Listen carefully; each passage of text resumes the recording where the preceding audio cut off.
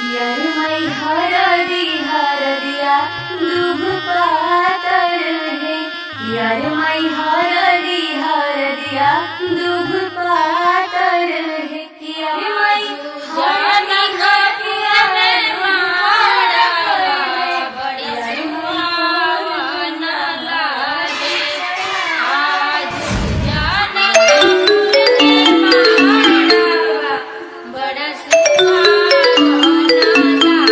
Hello.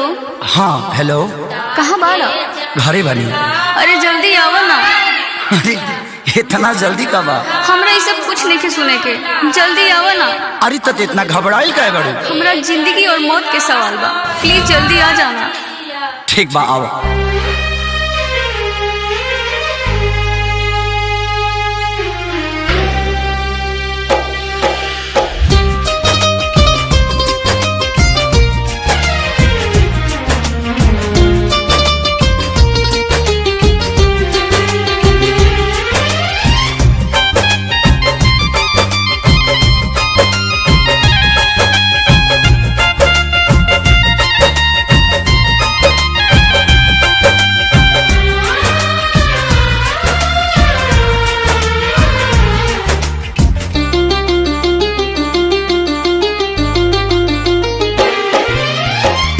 पगली के भइल बाटे पागल के दासा, आज हमरा पता चलल प्रेम के भाषा।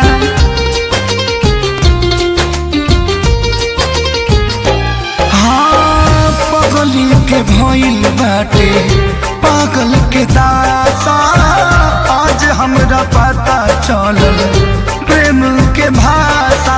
रोते रोते मिले हमसे आयल बड़ी, रोते रोते मिले हमसे आयल बड़ी।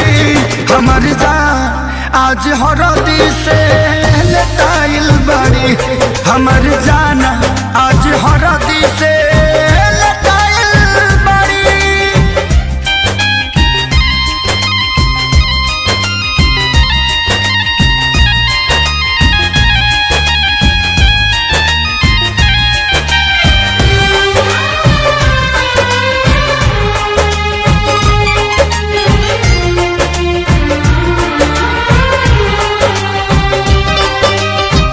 घर परिवार देख खोजत होई जा, छतिया पमुड़ी धके रोवा तारी एही जा।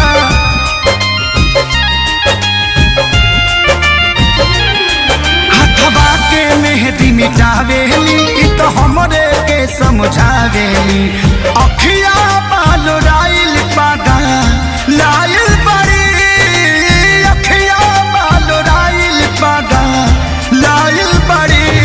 हमर जान आज हरद से लटाइल बड़ी, हमर जान आज हरद से लटाइल बड़ी।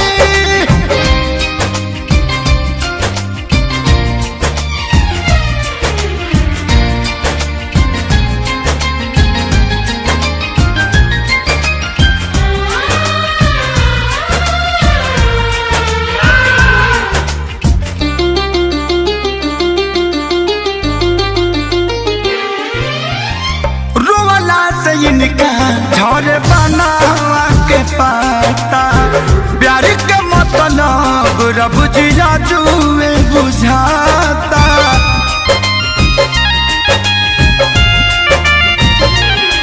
हम इनका से तनिको खफा नहीं खी, काहे की जान बेवफा नहीं खी।